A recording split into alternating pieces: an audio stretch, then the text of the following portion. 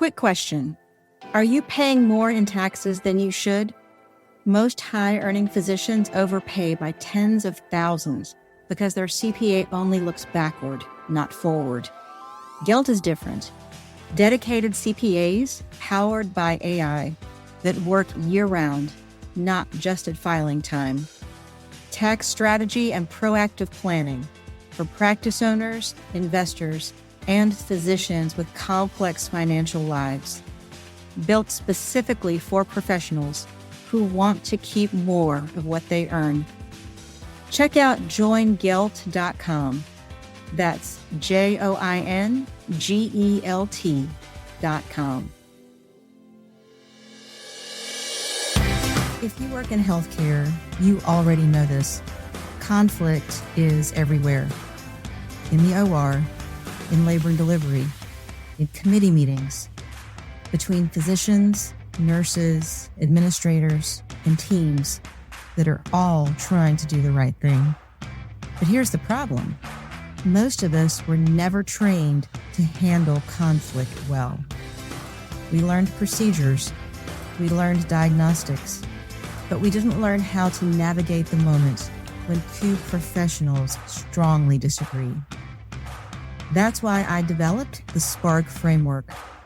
SPARK stands for stop, pause, ask, don't assume, reflect and respond, and create a path forward.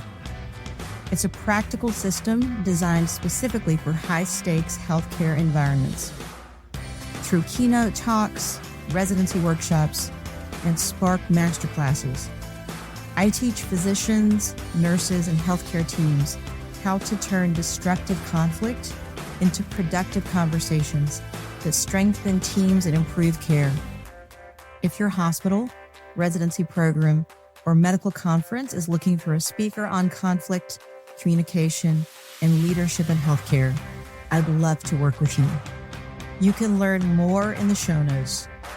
Because in medicine, conflict is inevitable, but handled well, it can make teams stronger.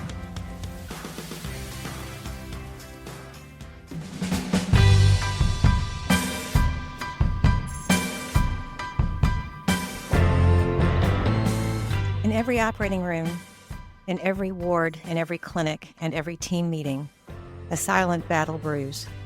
Conflict, negotiation, identity.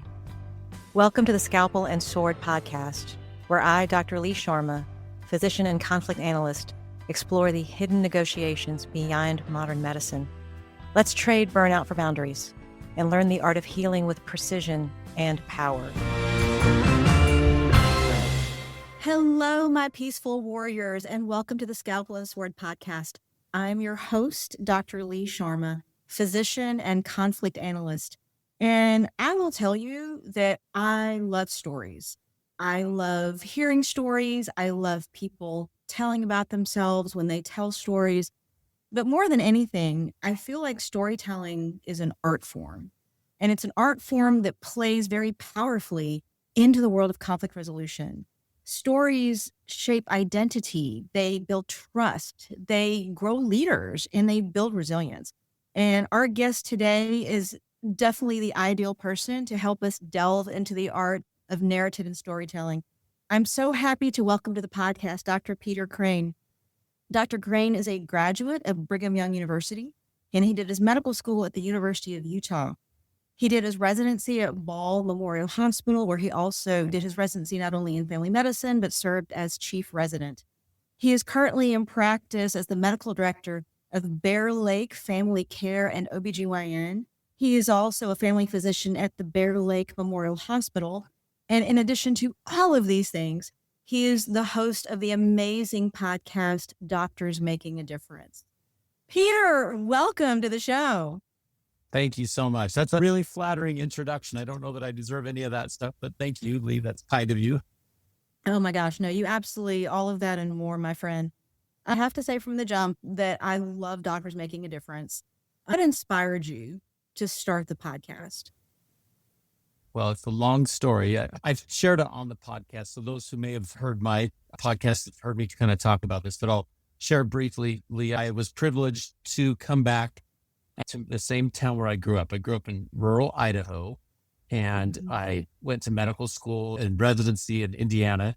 And I had this opportunity to take the place of the doctor that delivered me. And it was like when we were finishing residency and the hospital administrator called and said, we really need a doctor back in our hometown. And the doctor that delivered you is getting ready to retire, Dr. Wolf.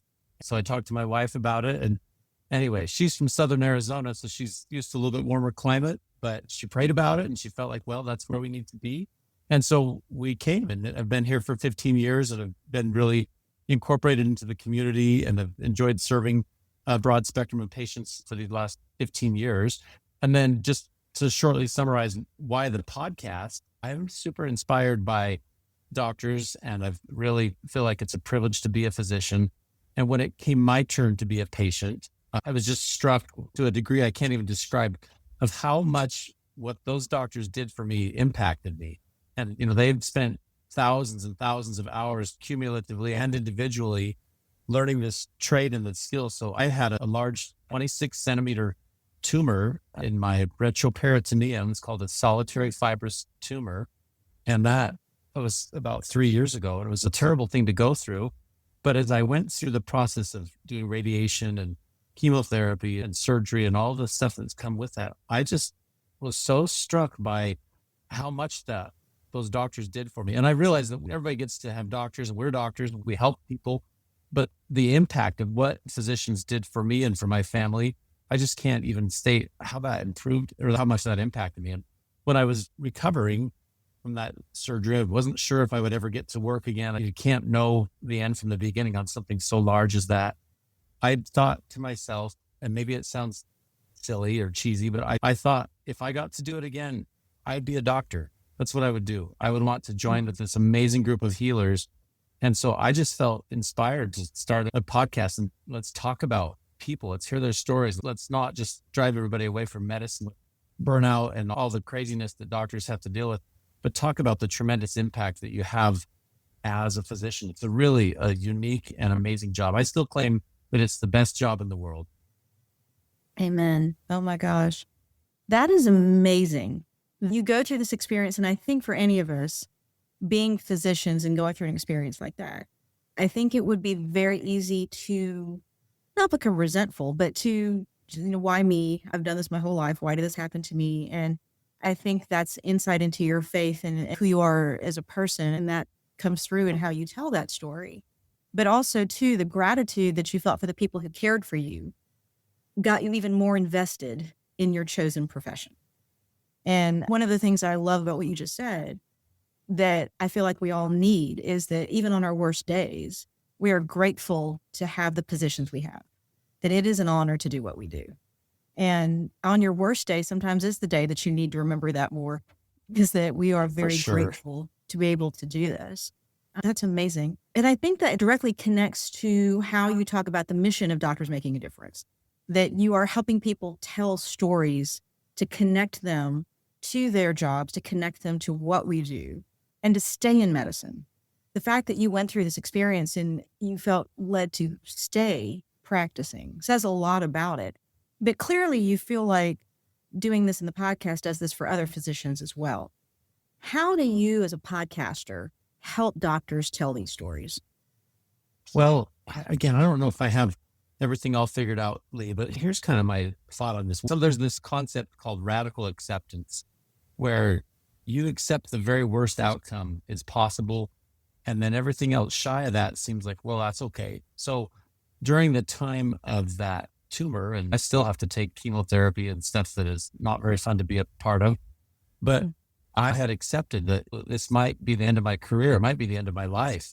And that was devastating and really hard to deal with. But I realized that if I got to live, if I got to do this and go back to medicine, I wanted to approach it from a perspective of gratitude, and then also have the tools and resources to not feel like you're stuck in this mindset where you can't go forward, or that you're so focused on the day-to-day challenges that you lose sight of the big long-term objectives that you get to do as a physician. So Yeah. I feel really blessed to be able to be a part of this and to tell the stories for other doctors. So when we have those conversations and we help coax a narrative out of somebody, like, how did you choose this? And why would you do this? And why do you still do this? And if you were your 18-year-old self looking at yourself now that you're a physician, how proud you would be of that, and kind of tell those stories. And I think it helps keep us grounded. Like, why do I do this? And what kind of impact? It might just be somebody's follow-up visit. And you feel like, well, I'm not making that big of a difference, but you need to be there. And there's only so many of physicians in the United States. And if you have the ability to stay engaged and help people to get better outcomes, the impact you have is tremendous. And I think we don't say it enough. I 100% agree with you that we don't give people the space and the platform to really verbalize that. And I think that's one of the things I love about your podcast is that you do create the space for people to tell that story. You actually make a platform for them to share that with other people. And I think sometimes storytelling is like journaling. You don't really know what you think until you start talking about it. And when you're asking people these questions of, so what drew you to practicing medicine? What's kept you here? What was your inspiration for choosing these things? Then all of a sudden, even as you're answering the question, I didn't realize I thought that. I didn't realize that was something in me. And I do think that's one of the things that's powerful about getting people to tell their story is that sometimes you will help them discover things that maybe were just under the surface or they just didn't realize were there. And all of a sudden they're verbalizing it to somebody who makes them feel safe. And as they feel that safety, they become more open to verbalizing maybe things that surprise themselves. The other thing I've noticed, Lee, when we talk to people is there's a theme. A lot of people who started off really kind of idealistic and it's all going to work out. And then you realize that medicine will crush you if you don't care for yourself. And it's almost like people need permission to change. If you say like, hey, I need to work different hours, or I need to work a different type of job, or I need more support, or whatever it is that you feel like is depleting you, you have the power to fix it. And it's really interesting to me to talk to people. They still find that core nugget of why they chose to go on this long journey to become a physician. It still really rings true to each of them, but they have to change something. If you just hate a job and you do it just because you're just trying to get to your financial independence number and get out of there, it just feels like this slog. But once you find the purpose behind it, it suddenly becomes a joy. Can I give you an example real quick, Lee? Yes. So a few months ago, I had the privilege to meet a physician, like an article that popped up in one of the Idaho newspapers. And I called this guy. He is an emergency room physician who is nearing the end of his career. And instead of retiring, he said, I'm going to devote an entire 1-year salary to cure blindness in Ghana. He worked with his organization. And he just said, I went from wanting to finish the work each day and dreading and kind of having to go out before you can start a shift, kind of talk yourself into it being okay, to just feeling joyful about showing up and going to work, because I knew that every dollar I earned and every dollar I sent overseas to this Curing Blindness Foundation replaced somebody's cataract and fix somebody's vision troubles and help them with their glasses. And that impact will spread many, many times over because they're starting an organization to help teach people how to do the surgeries. And he just said, I found this tremendous purpose for what I was doing. I didn't hate what I was doing anymore. He's like, I might even try to talk my wife into let me do it for another year because I didn't need the finances anymore. I needed the blessing of being able to help the person in front of me, but have a tremendous purpose for what I was doing. And it was just an example that kind of shows how different it is once you kind of connect back with why you do what you do, and you stop worrying about all the other barriers because you're so focused on the long-term objective. Oh my gosh. I'm so glad you shared that story. That is powerful that That's he awesome. discovers his why. And when you said, you have to talk yourself into the next shift.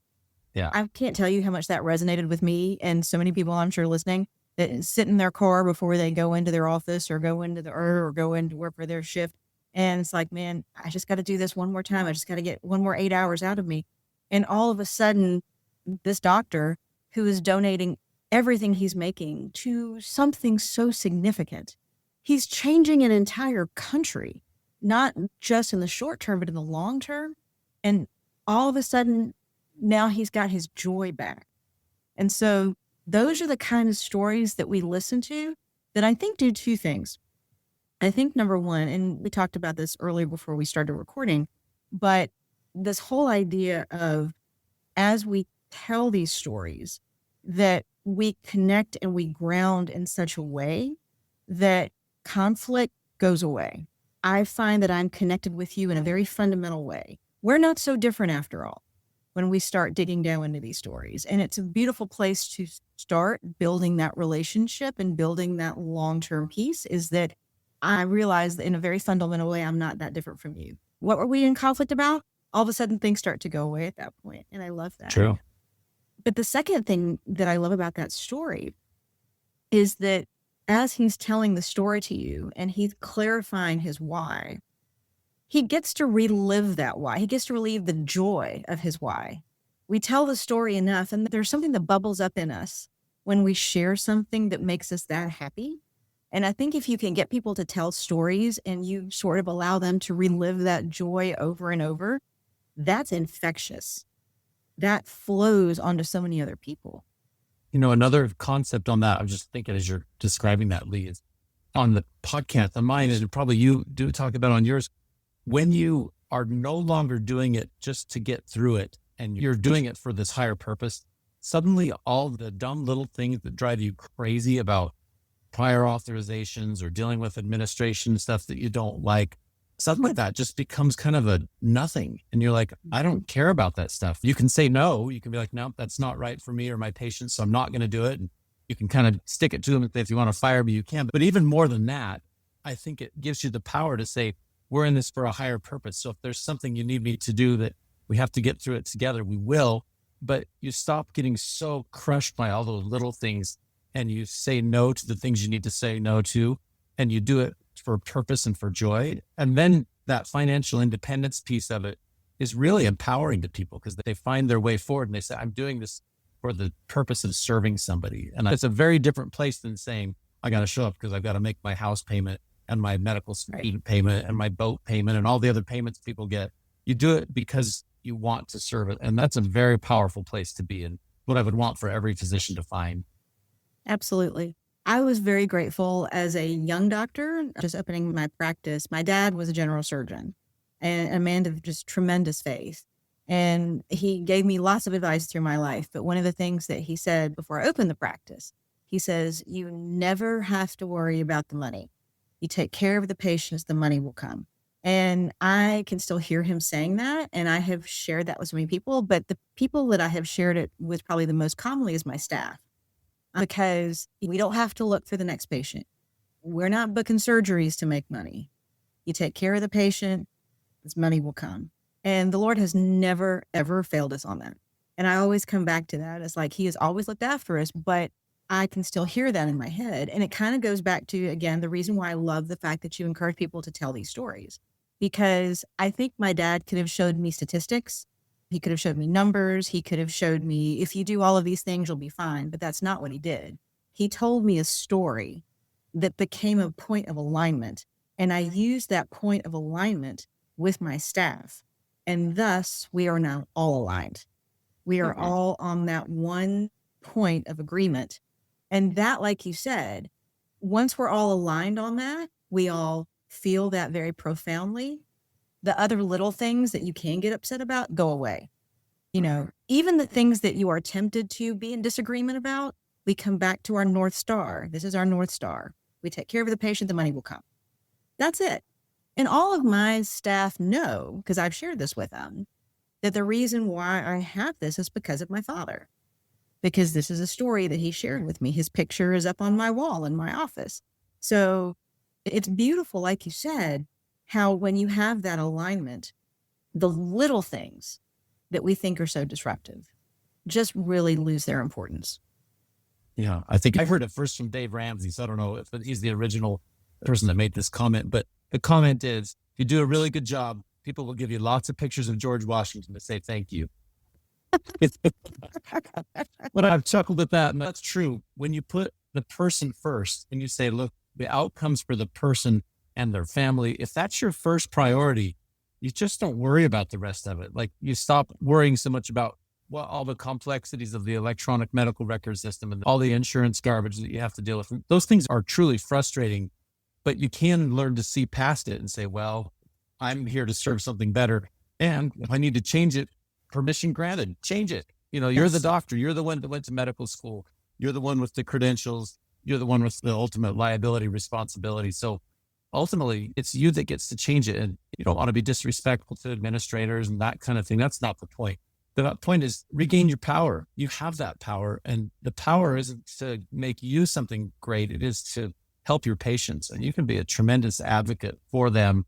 And when you feel like you're in that job, you're like, man, I'm here to help these people get through this and get what they need. And when you're that kind of a advocate or a voice for people who maybe can't speak as much for themselves, it is a tremendously empowering thing. And then I think people are willing to see past the difficult moments and continue on in a challenging career. And I find it inspiring to talk to people who have done that for sure. Oh, absolutely. And one of the things that you just talked about, I want to go back to this because I think it's so interesting that when you talk about being an advocate for patients, that the art of storytelling really can move the needle. And I actually think whether you're advocating to legislators or you're advocating to administrators, whoever you're advocating to, I think very often that stories are more powerful than data. I can show you a page of statistics, or I can tell you the story about the one patient that had to drive 3 hours to a hospital to deliver her baby because this rural hospital closed because they couldn't staff this hospital. I can give you all the numbers in the world, but if I tell you that one story about this one poor woman who had to drive 3 hours to deliver her baby, that will stay with you. And so if I'm really trying to move the needle, that becomes a bigger tool in my toolbox sometimes. As physicians, are we losing the art of storytelling? Is this something that we feel like we need to resurrect in our medical education? So I don't know. That's a good question. I find that it's variable. I definitely would say my podcast audience are mostly people who have found their story and they're willing to talk about it. But I also know lots of people who feel like they're just sort of floundering and they don't quite know what comes next. And you just kind of feel like you're sort of in the weeds and stuck in the moment. You're helping, but I always tell my wife, I'm like on those busy days where you're seeing so much and you can't even breathe. Like I'm like the doctor bought 2,000. I just went through the motions again and again and again and again. And you don't even have a minute to sit back and enjoy the beautiful moment. Like I just delivered a baby. I just saved somebody's life in the ER. I just figured out a diagnosis that nobody figured out for 5 years and we figured it out. And you don't even have time to process these amazing moments. You're just like, I'm on to the next one. So I do think it's important from the storytelling standpoint to write it down, talk to a colleague, write it in your journal. And when you do have those little moments, it's helpful to reflect back. I'm not very exemplary on journal writing, but I do find that it's helpful if I write it down like, oh yeah, remember how things were so uncertain and then this worked out in this way and how much you learned. I think all of us need to kind of recapture that because whether it be journaling or talking to somebody else or leaving yourself audio notes or whatever it may be, we do need to recapture that ability to tell stories because it's about a lot more than statistics and numbers. It is about the patient in front of you and why that person has entrusted their care to you. And like you said, that's way more powerful than giving somebody a list of data points. They don't care as much about that, but they do care about people. 100%. And I'm glad you talked about, the idea of journaling. And also too, there's so many different ways to do this self-reflection. I never thought about the idea of recording an audio note to myself, but I am going to do that now because that's a great idea. I carry a journal around with me. I have pens with me all the time. My office staff laugh at me because I love my pens. But the discipline of sitting down and writing something down, something comes to your mind, you had a really beautiful interaction with a patient, something really great happened in your day, or something maybe you did that didn't fall quite where you wanted it to fall. That's something we need to kind of journal and unpack as well. Sometimes the stories that we need to tell are the ones that are more cathartic. And so the idea of being able to have that discipline, I think, is so important. And I think this is something that the younger generation is doing better than us. I think they are learning this out of the gate. I think we're having to incorporate this later in our careers. Some of these younger kids, I think, are better at journaling, self-reflection. They have been encouraged to do that for a longer period of time. So I love that. One of the other things I also think is really cool about your podcast, and I think especially doctors making a difference in general, is really as you're spending time with your guests, this is definitely more of a long form storytelling platform. You really have time to sit down and really encourage these stories to come out of people. And one of the challenges I think sometimes in doing that is that unfortunately we live in a short attention span world, that we live in a world sometimes that are based in sound bites and 30-second TikTok videos. You're not going to capture the essence of somebody's story and their joy in 30 seconds. I think that's really hard to do. So how do you help people sort of develop? You've got a guest on your show, they're telling these stories, and you're really having to encourage them to embrace this longer platform of telling the story. Do you do specific things to help them learn or help them sort of embrace that experience? So, well, let me just jump back 1 second. You all have a superpower journaling thing in your pocket. These phones have a journal, like the iPhone at least have a journal app that's password protected. And sometimes when I'm just driving home, I'll just turn that thing on and I'll just like audio, voice to memo on that thing. And that's how I do a journal entry without sitting down and like finger typing the whole thing. Yeah. So that was one thing I wanted to say, because it's a really useful tool. You have it in your pocket. You don't even have to spend very much time. Just you want a catharsis right there. You got catharsis. Yep. Love it. Pertaining to the question of how do you coax a story out of people? Your podcast focuses a lot on conflict resolution.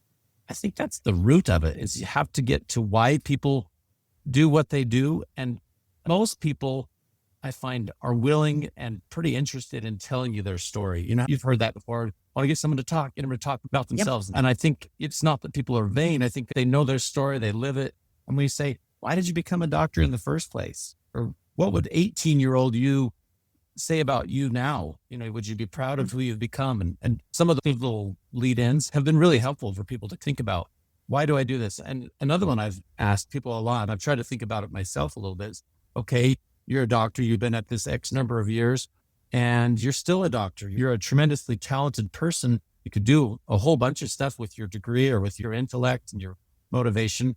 Why do you still choose medicine now? And I think that's a really good thing for all of us to think about. But it does help people tell the story. Like, well, why am I here doing this thing? Even though it's not always straightforward. It's a hard job. Doctors are generally well paid, but it's because it's a really hard job. I'm not trying to gloss over the difficulty of it. But when we celebrate that and celebrate the wins and get people to talk about some of those things, there's tremendous things that come out of it. And people find joy, they find motivation. And I personally find it very inspiring. So I enjoy talking to people about it. And I hope the listeners also like hearing about it, because I think it's fascinating. And there's something also very interesting. I agree with you. I think it's always so great to encourage people to tell their stories. And when I do conflict resolution training, a lot of times, like I will in labor and delivery or on the ward. And one of the things, if you're in a conflict situation with a patient and you're not really sure where to start, I think always a good place to start is say, tell me your story. And I do agree with you. I think people really enjoy telling their stories. But one of the things that I have found with physicians, which I think is so interesting, is sometimes physicians are hesitant to tell their story. And I think some of that goes back to where servants, we like to help people. We value other people's stories, but sometimes we do forget to value our own. We forget that our stories are meaningful and can bless other people. And so sometimes we're not as willing to do that, which is one of the other reasons I love your podcast, is because you're creating a safe space for people to do that. I do think people need to feel safe to tell their story. I think people need to feel like they're in a place that it's okay to tell their story, but also helping for people to feel empowered and that they are empowering other people by telling that story. I think sometimes as doctors, we don't realize how, like you said, what we do is challenging. What we do is hard. This is a very difficult profession. It's full of reward and so much wonder, but at the same time, it's very hard. And recognizing that in such a way it's like, my story is important and I should tell my story, I think is one of the hardest things to get doctors to do. People are fascinated by doctors. I'm a physician, but I remember thinking it's interesting to listen about why people do what they do. But think about all the books and all the TV drama series and all the movies that have something related to being a physician as the core of it. And there's lots and lots of examples of that. And I don't think it's necessarily the doctor. They want to know about that person's personality, but it's because you get to do something so unique. You're right there. Mm-hmm. There's no job like it. You're right in the middle of the specific details in somebody's life. They'll tell you as a physician things they would never tell another soul because you're their doctor. Mm-hmm. And there's this incredible level of trust that people put in us. You hope it's merited and deserved and that we can be worthy of that kind of trust of our patients. But I think people are really interested. And so even as fellow physicians, when you hear a doctor telling their story, and this is why I do what I do, I think there's a power that comes from it, because it's easy to think I'm the only one that feels this way. How could anybody else be dealing with this? And yet when you ask and you talk to people, it doesn't matter even what specialty they're in, there is so much similarity across the spectrum of caring for human beings in, whether it's a surgical subspecialty or a primary care, or if you're doing international work, there's just all these themes that run through it. So I think back to that question about narrative, people love hearing the story of another person. And physicians, I like to hear the story like, oh, I'm not the only one that thought that. That's really interesting. Our legislators, they are interested in what the physicians think. They don't always do what we say, but they're interested in what we're experiencing and what we're seeing, because there's nothing quite like it. And so even though you may think your story is boring or somebody else has already had it, you're just this or just that, none of that is true. You went through something that's incredibly difficult. Most people don't go to medical school or can't get into medical school, and then it's a really big uphill climb and you're in it for years. And I've talked to people who have not gone through medical training and they still have no idea how many years that is. It's a tremendous amount of dedication. So when you talk to a physician and you hear their experience, it is really interesting to most people. And I think that giving those people a place to talk and having those voices be amplified is powerful for our profession. And I think for our patients who hear it, it's powerful for them as well. 100%. And as you were talking, one of the things that I think, especially for doctors who are not sure if they want to start telling their stories and whatever shape or form that takes, however that, if you're going to be on a podcast or however you want to share that, one of the things that I do think makes it so important for us to share it is it does build trust in that physician-patient relationship. When patients see that we are human, when they are able to sort of look at us telling these stories as like, oh my goodness, there's a human being in there doing all this amazing stuff, that does nothing but augment that relationship.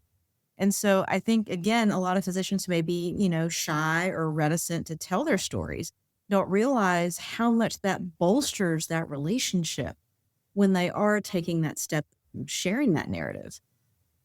The other piece of it is we want to do a good job. And I think everybody starts out as a young aspiring medical student. You want to change the world and have all these aspirational statements in your personal statement. And those are really good. The other thing that helps when you hear these narratives and you hear people like my friend that was donating a year's salary, you hear people that are doing it for these tremendously positive reasons, I think it helps us to be better physicians. We hear that and you say like, well, that person is dealing with the same kind of challenges I'm dealing with, and they're still doing this.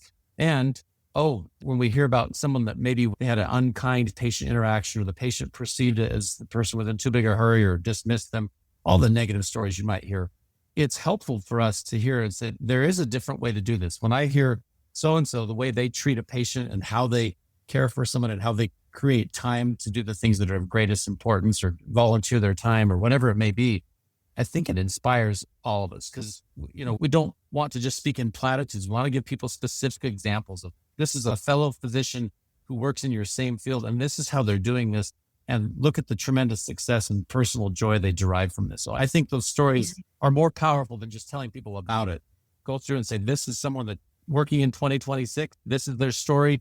You can contact them and hear it. If you want to get involved and change your life, do this. I think that narrative telling is really powerful, Lee. Oh my goodness. Absolutely.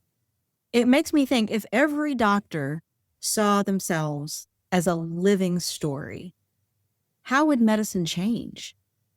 Yeah, you hope you'd stick with the positive features and not give in to you got the bad angel and the good angel on each shoulder. But try to do good, because you do want to say, if I had to report to somebody, I would want to say I did a good job. Like I shared at the beginning, a terrible moment of having to recover from a surgery and realizing that I may or may never work again. It was just really impactful to me because I did really realize that I wanted to be a physician. I didn't want to leave this group of healers who do nothing but help other people. And that doesn't mean doctors are perfect or that we get everything right every time or anything like that.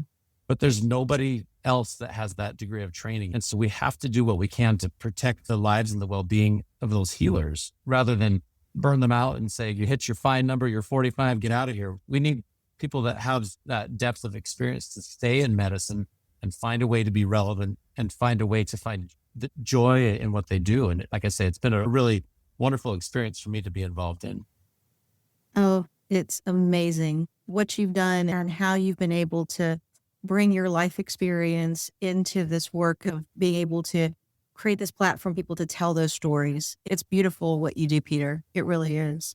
Oh, thank you. If you could think of one word that defines great storytelling, what would it be? Authentic is the word that comes to mind. And I know that's kind of a buzzword in 2026, but I think it really does mean something to people. We don't like stories that are just platitudes or somebody's, Instagram perfect life. You want to see, hey, this is a person like me. They have struggles just like I do. And you realize after a while that when you talk to people, everybody's broken in some way. There's nobody that has it figured out. And you all just get to live a few decades on this life, and you hope you make them good ones because you're only going to be around for so long. And right now in 2026, this is our time to carry the baton. We are the doctors of this time. And one of the themes of my podcast is to try to leave medicine better than we found it. And we do that by empowering doctors and making lives a little bit better for the physicians and do things better for our patients. But a few years will go by and we'll pass that baton on to the next generation. We want to encourage the best and brightest to become physicians, and we want to be able to leave it just a little bit better than we found it. So that authentic self, and when people describe that, their own personal lived experience, that is really powerful and inspiring for most people who listen. Absolutely. Peter, thank you so much for being here. Thank you for the work that you do on Doctors Making a Difference. I love your podcast. I listen to it and I do get inspired. It's one of those things I can listen to. And if you're not having a great day, and to listen to these stories, and you do really start to resonate with these people who have found joy in practicing medicine. And like you said, this is our time. This is our time to be in this system and caring for the people that we are honored to care for. And hopefully be able to have a generation that comes behind us that will feel just as blessed, if not more so than we do. Yeah. Thank you so much, Lee. I'm similarly inspired. I love the work you're doing. I think conflict management, narrative medicine, all that stuff is really important to talk about. And the more we talk about it, the more people will do it. And I find your podcast also inspiring. So thank you for what you're doing. I appreciate that, Peter. Thank you so much. For all of our peaceful warriors who have joined us today on the Scalpel and Sword podcast, thank you so much for being here. If this podcast has resonated with you, please like it, share it, give it to a colleague, and also share with them Doctors Making a Difference. Encourage them to listen to the podcast. And until next time, be at peace. Every episode is an invitation to speak, to negotiate, to choose. I'm Dr. Lee Sharma. Join the dialogue by subscribing to Scalpel and Sword. Until next time, peaceful warriors, may your choices be sharp and your voice be even sharper. This podcast is a reflection of lived experience and research in conflict resolution. The Scalpel and Sword is not intended as medical or legal guidance. For personal matters, please consult a qualified professional.